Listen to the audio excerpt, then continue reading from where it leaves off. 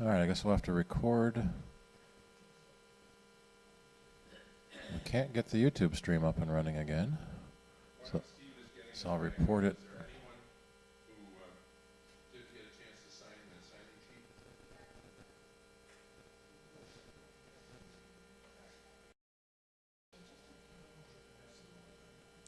So every other request fails.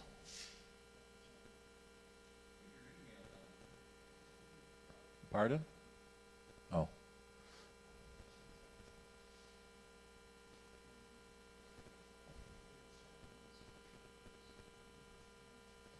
So Wi-Fi is connected to the phone and I'm getting a private network.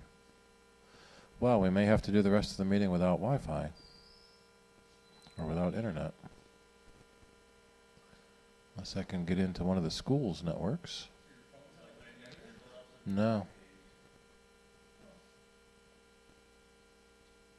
It's like every other request works. And then I get a request that says no connection, then I refresh and it works, and I get another one and it doesn't work.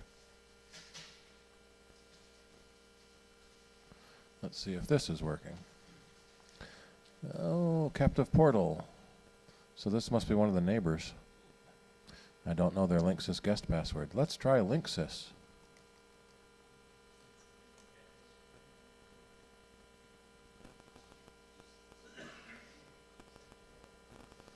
Nope. Oh, wait, what did that say? Did that work?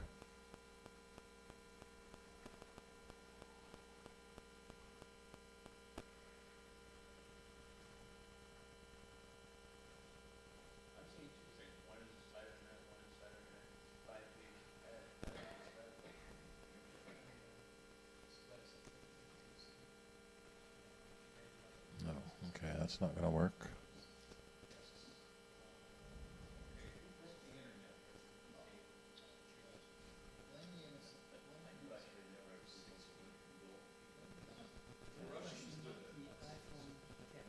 Mm-hmm.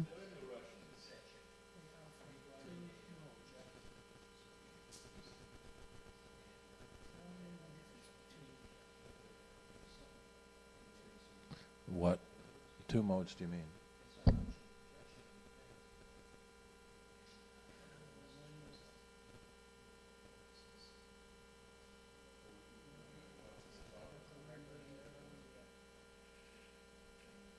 There's two colors and two capacities. One is 64 gigs, one is 256 gigs. So it depends on how much stuff you think you're going to store.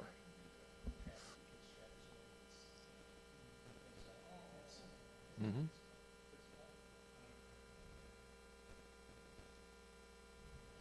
All right, we're not going to be able to get to the internet. Hopefully we won't need internet services for a lot of our stuff here.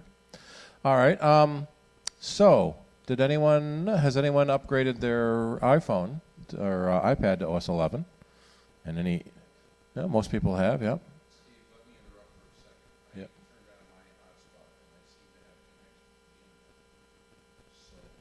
You're the Verizon MiFi?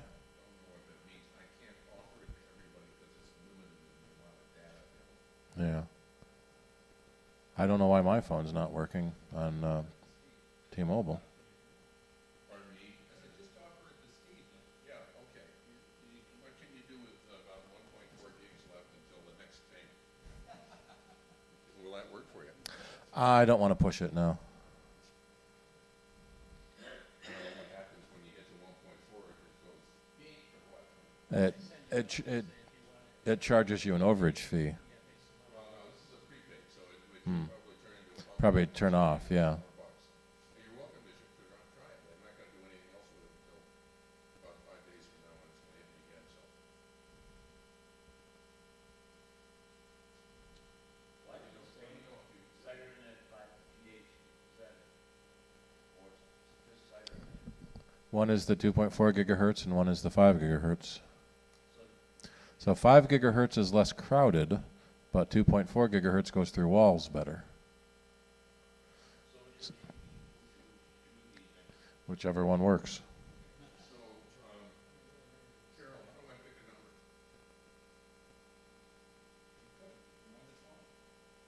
Pick a number.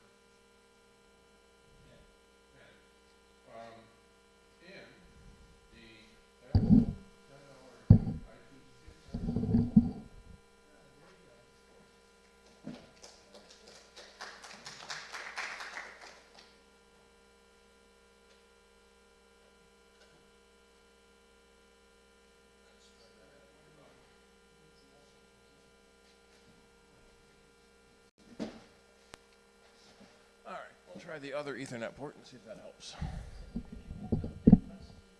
What? No, that means there's a message, and the message is the Ethernet was unplugged. Which it was, because I just unplugged it.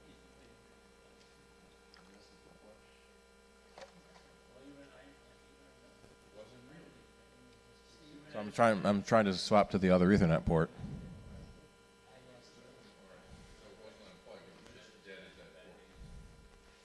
All right, well, until that comes back up, let's move on then.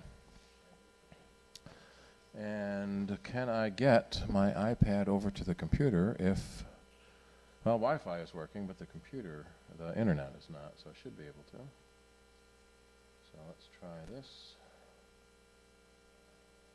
So did anyone have any issues they ran into with iOS 11?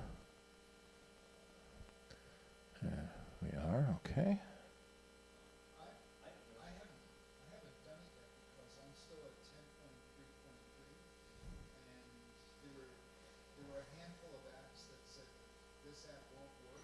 Right. So one of the big things we've set out about all the OS upgrades is wait for the first patch.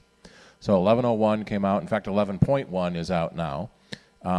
And then on High Sierra, the 13.1 has come out. So it's the first bugs have already been patched. On the iPad, and we wish they would do this on the Mac, but it's difficult. On the iPad, if you go into, what is it, General? Yes, General and then Applications. It will list the applications you have that will not work with OS 11. And the big change they've done with OS 11 is it requires 64-bit apps. So if you have older apps that may only be written in 32-bit mode.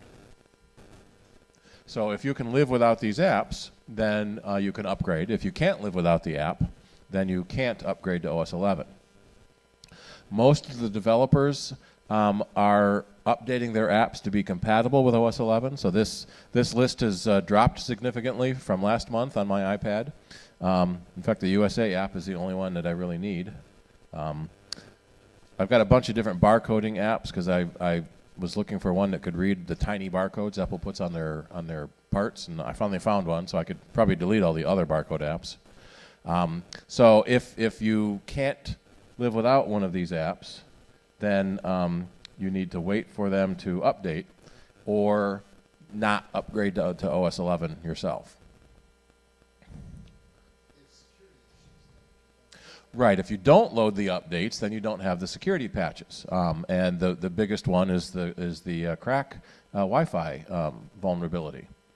So generally you want to load the updates as soon as you can. There is something to be said about waiting for the next patch, let other people figure out the problems. So was it 11.03 and then 11.04 came out really quickly? So sometimes they find a bug and then release an update very, very fast. So the 11.1 that did come out was the major update with all the new emoji. And can I see the new emoji without having a internet connection? Well, so this is one of the features they added in OS 10 was the ability to add additional apps in your messages. And so one of the things that a lot of people did is release little animated message icons. So I've got a bunch from, oops, come on, Family Guy. Oh, it's not gonna. I bet it's not gonna show me because I'm not on the internet. There we are. So I have a bunch of Family Guy characters that I had from my Family Guy app. I've got from iMore, which is one of the web blogs I read. So they had iMore. All of the people at iMore had their caricatures done. And then I found a bunch of face palms, which is kind of it's an internet meme for somebody said something so ridiculous you just have to put your face down and face in your hand and quietly cry. And I like the face hugger from Alien. I don't know if that's good or bad. And then is it Ganesh has multiple hands face palming. And so these are the icons that are built in. And let me guess that I didn't do my iPad to 1101 yet. General, about. No, I'm only on 1103. So I didn't do 11.1 yet on the iPad to get the new emojis. Now, if you send a message with those brand new emojis to another device with lower rev level, will they still be able to see it? Yeah, so if you send a message to an older device that doesn't have the emoji, yes, they will see it because it gets carried along from your device. But they can't, well, they could copy that emoji and then paste it in a new message, but they can't make those new emoji yourself. Yeah, and I didn't get my devices upgraded in time to get the new emoji, and let's see if the internet is still dead. There is a Emojipedia PDIA, that lists all the emoji, and they have an article now on all the new emoji. Yeah, we're not going to get there. One of the neat things they've started doing with the emoji is different skin tones. So if I go into, no, I don't want the App Store. I want the Emoji Keyboard. So if these are the emoji they added in OS 11. So if I take one of these people, and there's the normal sort of yellowy character, and that's kind of the neutral character, but they also now have the same character with darkening skin tones. So you can find an emoji that looks like you if you want. And most of the people emoji are like that. So if you tap and hold on an emoji, it shows you the different skin tones. And some of them had different, let me see, was it the baby? Different genders. Yeah, there was an interesting controversy with the breastfeeding character. I don't know if I can find her. In the early one, the breastfeeding character didn't have a head because they didn't want to have to do male and female. Kind of doesn't make sense to have a male breastfeeding, but it's possible. And then in 11.1, they updated that, so now there are male and female. Again, with different skin tones for different races. There were a couple. Let's see. There was a vampire. A bunch of them for Halloween. It was interesting. It looked like there was a vampire, a ghost. So some people just like sending emoji back and forth. And I will not send an emoji to my son. Here, I'll send him a tongue. See what it's not going to send because we're not on the internet. You don't realize how much you miss the internet until you're not connected to it. Yeah, I'm connected to the Wi-Fi, but the Wi-Fi is not connected to the internet. Because does that have any relation to the fact that when I looked at Wi-Fi's on my pad now, it didn't show the East High one? I don't know. East High might have changed their Wi-Fi name.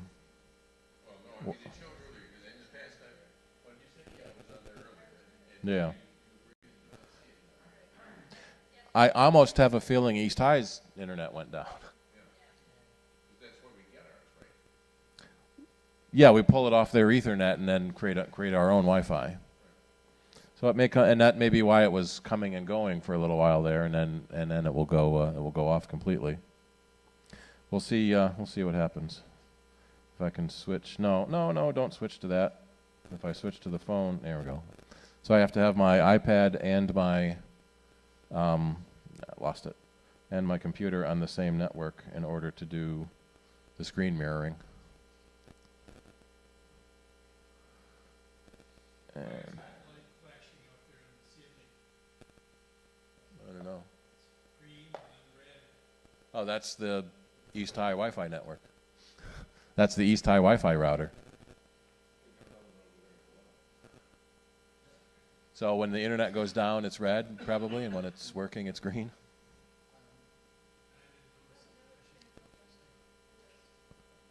Yeah, so there's something wrong with the East High internet.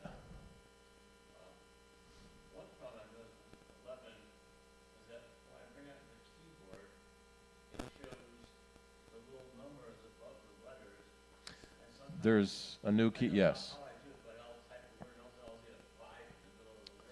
There's a new keyboard in iOS 11. It takes a little bit of getting used to, but once you do, it can be a lot faster to type.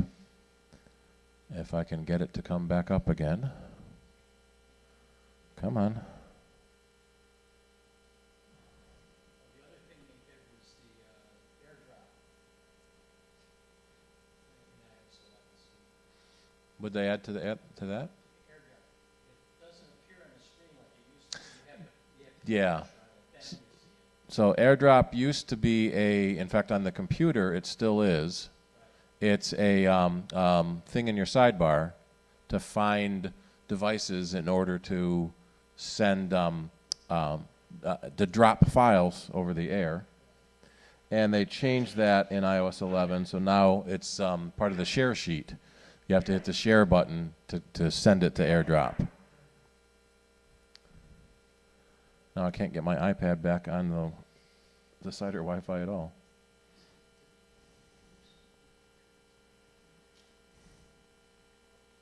Let me see. There we are. So that was or is that my phone? That might be my phone. So AirDrop is a neat little utility that lets you drop files between your devices. Let's see if I can get this back on. There's a new icon that I noticed. It looks like a broomstick. It's colored blue and it's got these little radio waves coming off. A blue broomstick? Well, like on the control panel, when you flip it up. Is it the far right-hand side? Is there a button that looks like that? I've got the volume button and brightness button.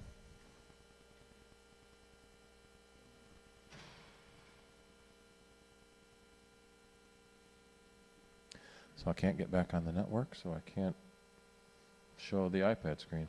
So the new keyboard they've added, if you're typing between letters and numbers, you used to have to hit a button to switch between the letter keyboard and the number keyboard. And that can be annoying, so what they did is they added the numbers to the top of the letters. So if you swipe down on a button, you'll get that top function. If you tap the button, you get the bottom function. And if you tap and hold, you get extra functions. So like you tap and hold the E key, and you'll get the E with all the accents. And if you swipe down, let me bring a keyboard back up here.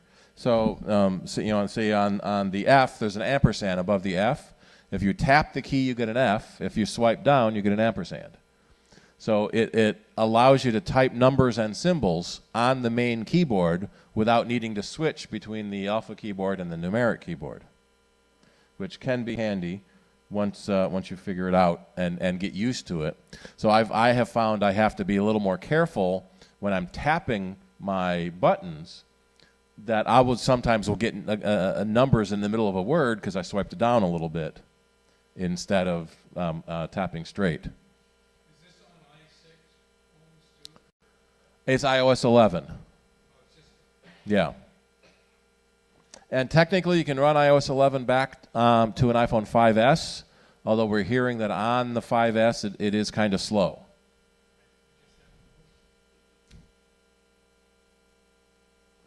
All right, I can't get back to the network, so we can't bring the keyboard back up. So I guess we're going to move into Sierra then. So System 10.11, I'm sorry, 10.13 now. I wish we messed up on unifying our numbers. So iOS 11 is higher than or lower now than the 13 we're using on the computer. So 10.13 High Sierra, that also got its first patch, 13.1, so that we're saying it's roughly safe to use in order to, and my pages all came out in the wrong order. In order to install it. It does require a 2009 or later computer. They are saying that you need 2 gigs of RAM minimum. We're saying 4 gigs minimum and 8 is better. Apple is always pretty conservative about what their minimum requirements are. And what's interesting is technically you can run Sierra in 2 gigs. You can't run much else, but you can run the OS. So as soon as you try to open an application, you don't have enough memory.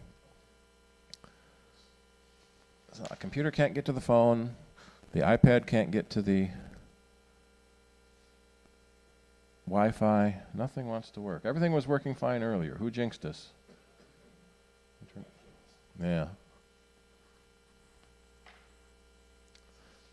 All right, so I got a chirp there. So let's start with some of the newest features in Sierra are part of, I didn't want that Wi-Fi, are in the photo application. I didn't want guest, I wanted cider. And since my printout came out in the wrong order, I have to jump back and forth. The RCST-guest is working again in account. Well, it shows it's active on my iPad, but I tried to Google something and it didn't work. So there's a gap somewhere. Yeah, the wireless can be fine, but there's no internet connection on the other side of it. Yeah, so the Wi-Fi is working, but there's no internet.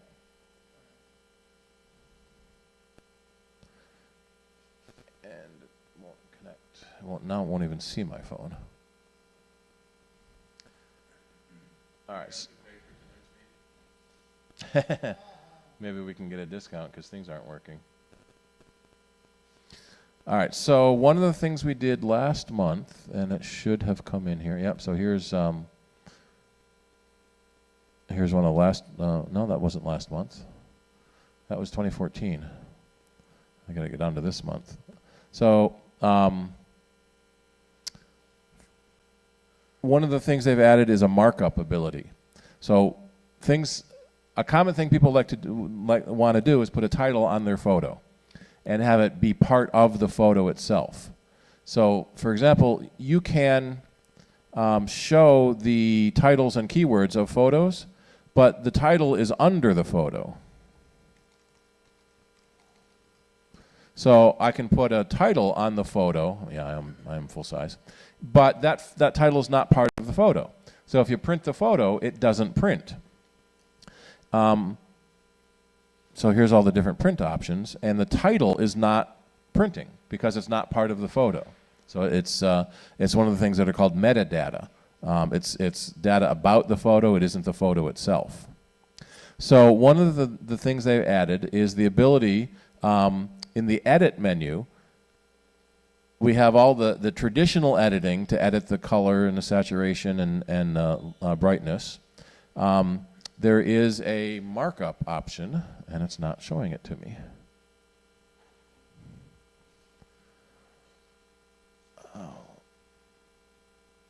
I practiced this earlier and it was fine.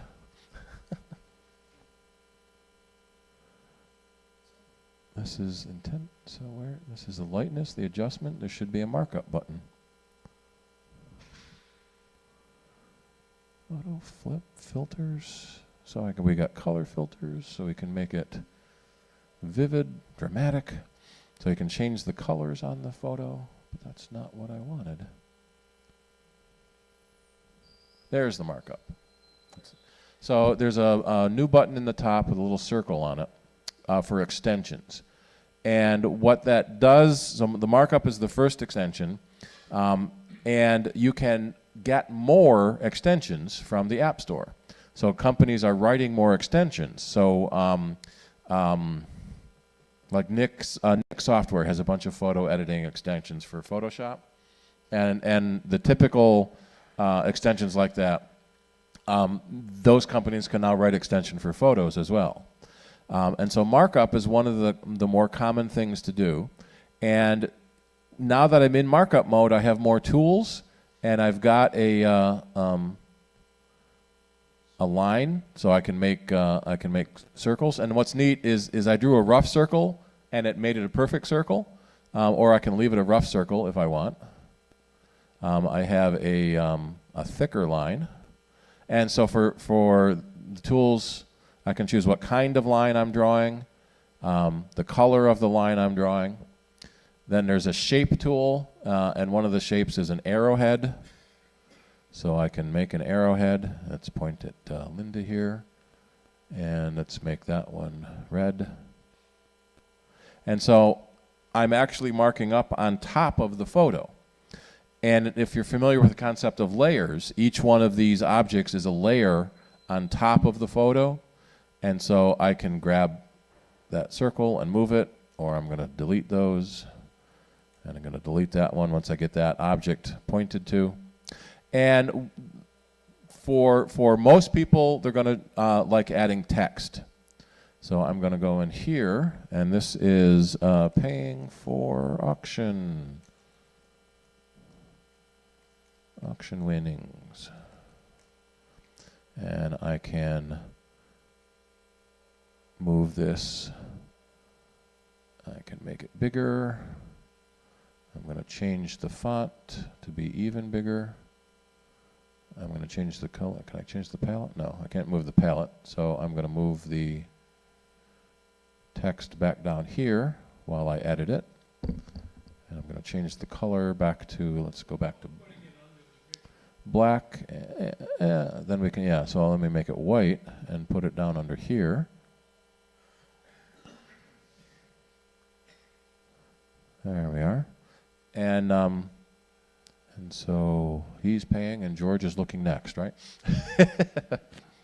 And so we're adding this on top of the photo. So now I'm going to say save. Oops. Yeah, so they're adding some of the features that Photoshop has had. And now that photo has the text and graphic marked up on it. And if I want to print it, oops, I want that photo and print. Okay, why is it doing that? Just not my demo night. The demo gods are not smiling on us. But since that text is now part of the photo, it would print with the photo. Or it would be included in your slideshows or your books because it's part of the photo. And I can go back into the edit mode and back into markup and go back and change those later. So it retains its textness and objectness. It isn't converted back into dots. So you have that option. And because of the way Photos works, there is also a revert to original. Well, since I didn't edit the photo, I just marked it up. The revert isn't there, so I can go back into markup and remove the things I've got marked up. So being able to mark up is common, and that markup feature is available in most programs. So you get a photo and want to send it through the mail. I don't know if I can do this because I don't have an email with a photo in it offhand. But you can mark up that photo in the mail with that same markup command. Here's an attachment. Hey, I have a photo, but it's not a photo. So how are the markup tools and what's different from the ones in preview? The markup tools are now available in most programs, not just preview. I don't know the ones in preview well enough to know if they're the same or not, but they're similar. Let's see. Nope, I don't have any pictures in my photos. But we did that the other day at the office. We got a picture and wanted to circle something and send it back. And normally you'd have to open that in an image editor, do your draw a circle on top of it, reattach it to the mail. But right in mail, we can now right-click on it and choose a markup the photo right in the mail program. And I almost wonder here if I go back into edit mode. No, I can say there's no. Well, now I can revert to original and take all the edits off. There's no, the markup isn't in the right-click either. So that's one of the sort of bigger annoyances, is that a lot of the tools are hidden because they try to make the programs easier to use and less cluttered, but then it hides the tools you need. So then you have to learn what all the different buttons are when they are a button. Yeah. If you go back to all the photos, how do you change, see where it says Rochester? Mm-hmm. Change that. That is a geotag based on where the picture was taken. But is it also the name of the folder that those things are in? No. The very top line is the dates and the geotags. So as I go through, it's showing me this is the date that this range of photos were taken. Well, could you show this then? Because I tried to do something today and I had that problem. I took a bunch of pictures, brought them in, and it had the date and location or something. Yep. But I wanted to create a folder for them, so that, because I know I used to be able to do that. Yeah, there's a new album. It calls them you put photos in albums and you put albums in folders. So you'd say new album and then just drop them into the album? Yep. Or you can pick the photos you want and then say new album, and it automatically puts them in that new album. The geotag is part of the metadata on the photo, especially if you use your iPhone or iPad, because it knows the geographic location. It can add that location for you automatically. When you create an album, you can title the album. And the little I button brings up the extra information about that. So in this case, the information is the title, the date, how many photos, and the size of each. If I go back to photos here, this album is called July 2013 because that's when the photos was taken. This album is called Rochester Four Corners because that was, for some reason, the geotag of this area when the picture was taken. So I can bring up the little info.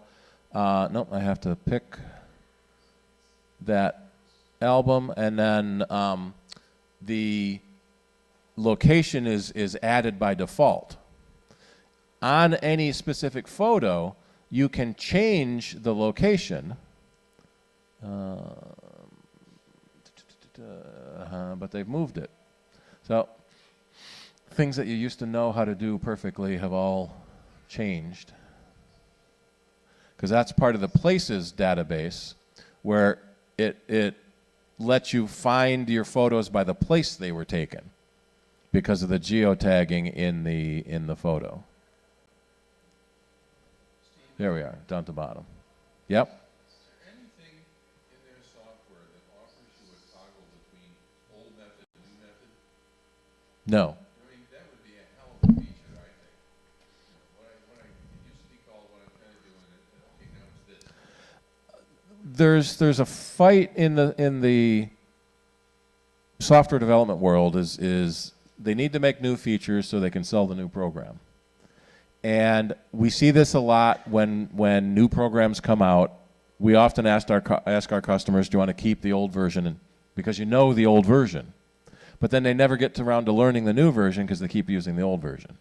But yeah, if you had the choice to toggle between them, that would be handy, but it would make the programs twice as big. No, what I'm suggesting is not necessarily having the option of doing it the old way, but of being able to put in a term from the old system that would tell you what the hell to look for. Well, yeah, you go to the help, and I was looking for markup, and I'm not connected to the internet, so I can't find the help. But it would likely have been, it would tell me where to find the markup command.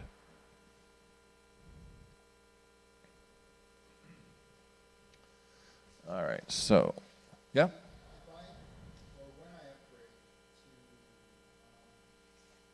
whatever you just said, 10.13, Mm-hmm. will I be able to operate iPhoto at all? Will iPhoto So iPhoto was abandoned in 10.10.3. They have released a couple of updates, and as near as I can tell, it still does work, but you should have stopped using it several versions ago. When you open Photos for the first time, it will convert your iPhoto library into a Photos library with everything it had in it, all the photos that were in it. If you then go and try to make a change in the iPhoto library, that's not changed in the Photos library, so now your photos are out of sync again. So generally speaking, you want to switch to Photos and keep using it, or don't switch to Photos at all. And eventually iPhoto will break completely. Yeah? Why do I have two lists of photos? I've got something titled Photos, and then I've got another list that's all photos. And somewhere in the changing of programs and changing so on, I've generated two lists of the same pictures. I don't know.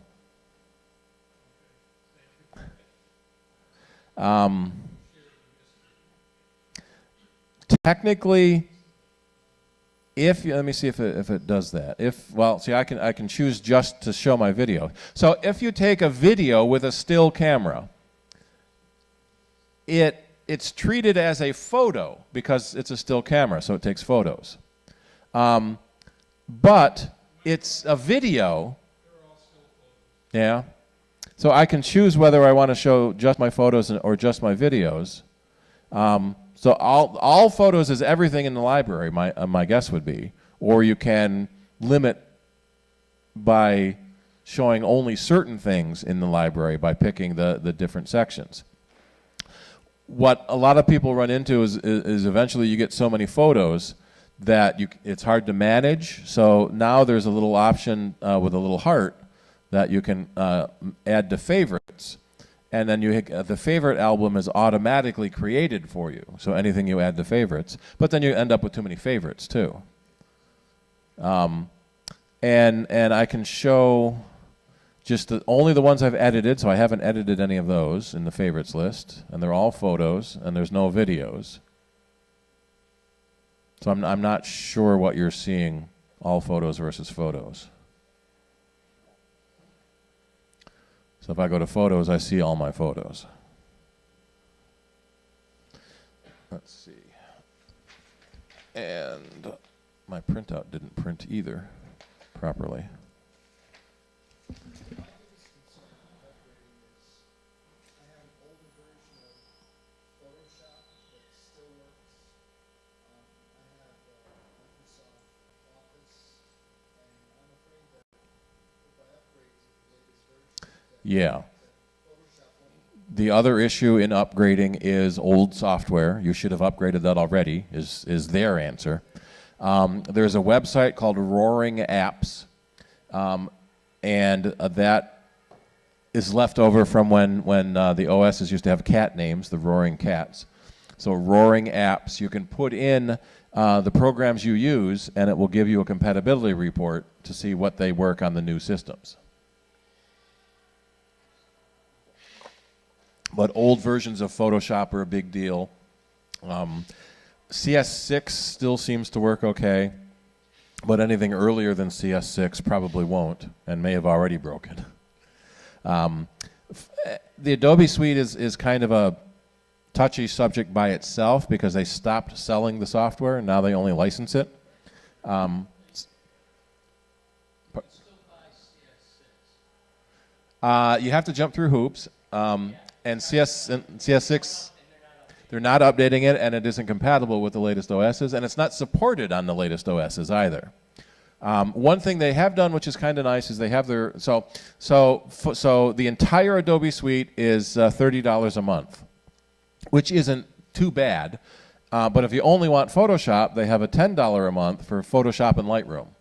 And if you don't need the InDesign or Illustrator or the other apps, $10 a month isn't too bad. The other thing we're seeing a lot of people do is moving to other apps. There are several other photo retouching apps that I can't remember offhand. Pixelmator is a nice one. Acorn. I was just heard about one that's better. People like better than Lightroom. The new Lightroom Creative Cloud, they've apparently dramatically changed, and people that were used to the old Lightroom, Lightroom 5, the new Lightroom CC is radically different.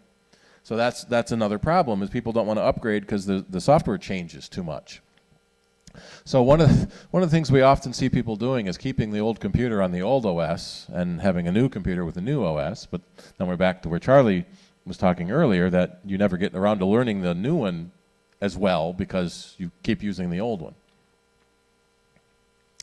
So another new feature is split view in Mail. One of the things you may find yourself doing is you're looking at a message and you want to reply to that message, but when I say reply, it basically hides the message that I'm in, and so what you can do, let's see, is, and this is backwards again. If I'm into full screen mode and I say reply, it's now, I see a split view. So it automatically splits my view, so I can see the original message and I can type my new message. And that's kind of nice to being able to see both of those side by side, especially on a smaller screen where when I'm not in full screen mode, so I'm gonna get out of full screen mode, I have to go around and shrink the window and move things around manually. A lot of people like full screen mode because then it hides everything else, so you can deal with the one thing you're working on at the moment. And so having it automatically bump into split screen mode lets you work sort of a little easier between the two different windows. As laptops generally are outselling desktops about 3 to 1, so more and more people are working on a smaller laptop screen. It's nice when you have a big desktop screen to be able to have a whole bunch of windows open at once, but when you're working with just such a small screen, you are pretty well limited by what you have. Okay, we can't show that because there's no internet. They did add flight tracking in Maps, which won't work because we're not on the internet. You can now, so Maps, you can type an address in and it shows you the map. You can get directions from location to location, and then you can send those directions to your phone. So rather than trying to look it up on your phone, you can look it up on the computer. And then what they've added is you can put in flight numbers, and it will automatically find that flight and show you where it is on the map. And so you can follow flight progress for that as well.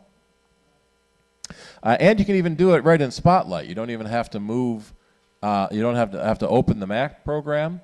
So in my Spotlight search, I can just type in a flight number, and it will in the search window, which it can't do because I'm not on the internet. What your normal search does, where it searches your computer, by typing in a flight number, it would also search the internet and bring up in a little window the flight information automatically for you.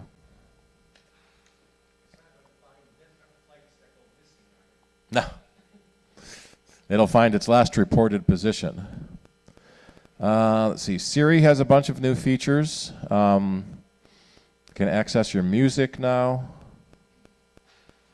It knows more metadata about your music, so you can say who's playing, when was this song released, what album is this song on, who is the drummer for this song. So it has more metadata about that. We're thinking that's also going to move itself into the Apple HomePod, which is going to be their standalone speaker with Siri integration. So now you can ask the room. So you have the HomePod there, and you can hey Siri, what's the name of the song? So you don't have to have your phone or your computer handy. Although most of us probably do anyway. That's sort of one we were joking about that in the office the other day. That you say hey Siri, and does everyone have that turned on here? Apparently not. But she can't work because there's no internet. You have your phone and your pad and your computer, your desktop and your laptop, and so all of them answer. And now you'll have your HomePod, and so that can answer too.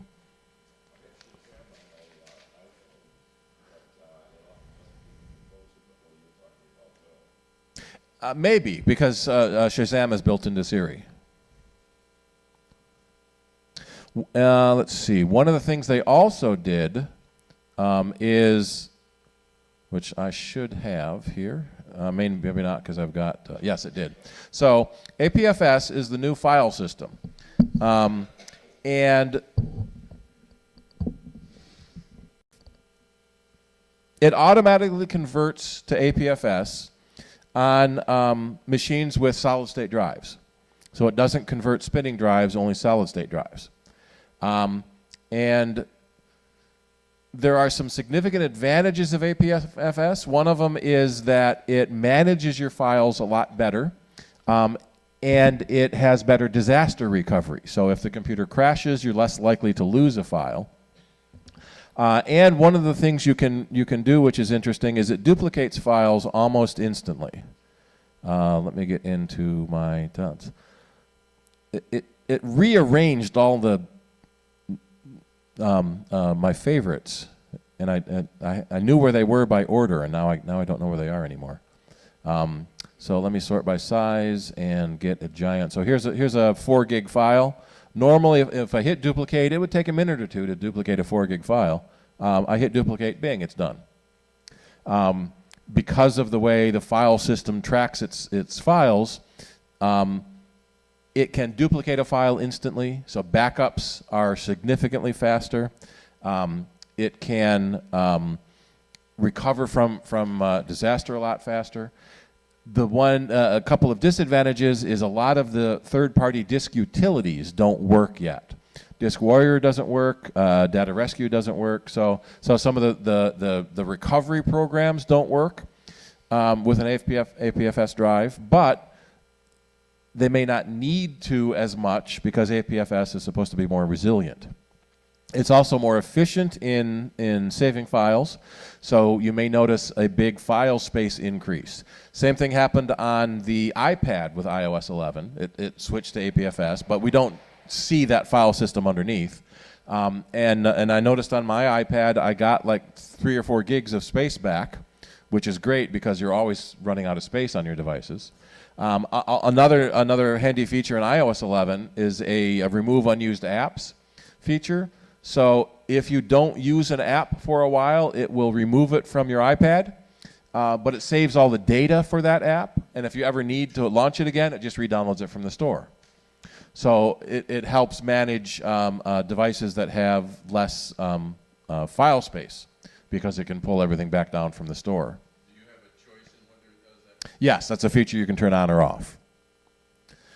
Notes has also added some new features. A couple of big ones with making tables now in Notes. You have pinned notes, so you may have a lot of notes. I don't have very many on here. And your notes are all by date. So whenever you change a note, it will jump that note to the top of the list. So the newest ones are always at the top of the list. What I can do is I can also password lock a specific note. And I was looking for the pin button, which is hiding on me again. Swipe. So you just can swipe it to pin it. And I'm on my Apple. There we are. So swipe to the left and I can pin it. So now that one, well, not too big a deal because that one was at the top anyway. But I can pin and unpin it, so a pin note always stays at the top, and then it shows you the chronological notes after that. When you make a note, let's see, you can also attach different things to your notes, videos and sketches and scans, so it helps you organize what's in your notes more. So notes are not just text anymore. You can drop in pictures. Let me see if I have a picture on my desk. I'm going to make a new note here first and find a picture on my desktop. I can't find my desktop because they moved it. There we go. Here's a picture. I'll drop a picture into the notes, and so now I have a picture in my notes. So notes don't have to be just text anymore. There is a table option. So now I can make a table with rows and columns, and have multiple columns and make a table. Did it turn it into a scrap Yeah, it's a lot more than just a yellow legal pad that it used to be before. I've been using the checkbox was added a couple of versions ago, and I use that for grocery lists. So you can go through the grocery store and check on and off things that you wanted. Yep.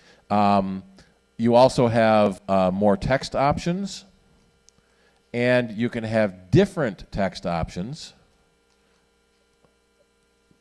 on different lines. Oops. So let's do a numbered list. 1, 2, 3. So the text formatting can be different on each line.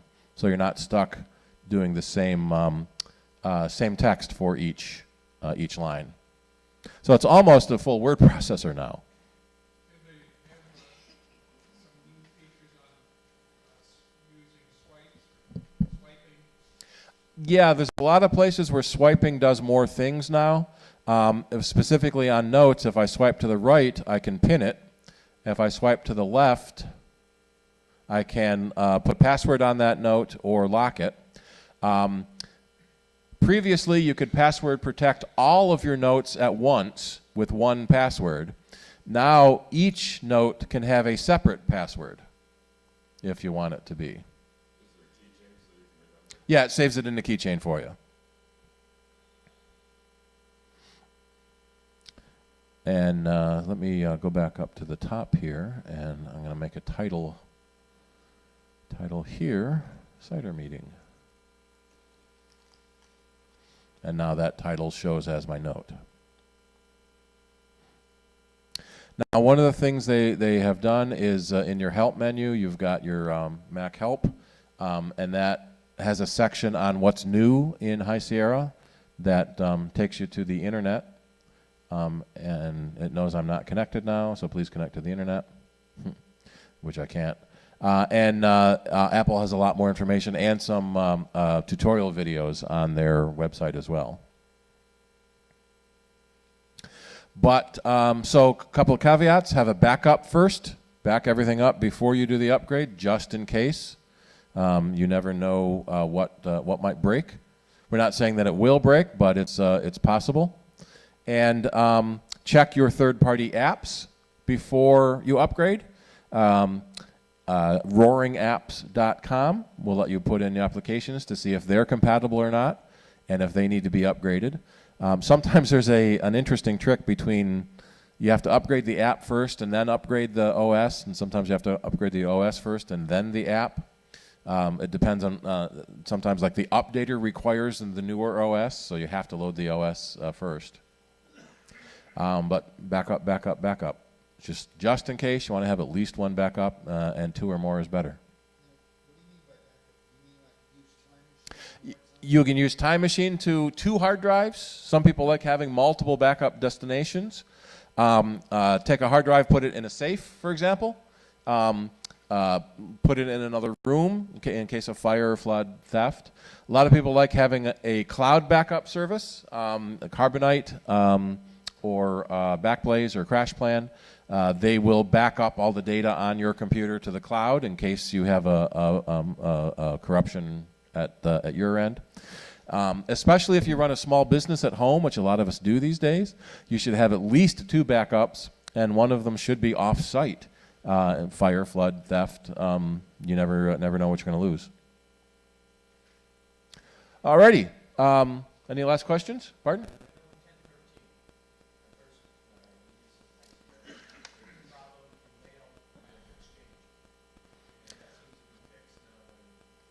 Apple Mail often has a problem with Exchange. Microsoft tends to be a little loose with internet standards, as in they don't follow them. And so every time there's a new system upgrade, we often see issues with Exchange. It's almost worth buying Outlook if you have to use Exchange, because it tends to be that Microsoft Outlook works best with Microsoft Exchange servers. Alrighty, so Saturday at noon is Soundbites radio show on 90.1 FM. Call in, answer questions there as well. At 1 o'clock, from 1 to 2:30, is going to be Bob Hoey's Green Apples meeting. And then from 3, and that's at Bob's house near 12 Corners, and the address is on the website.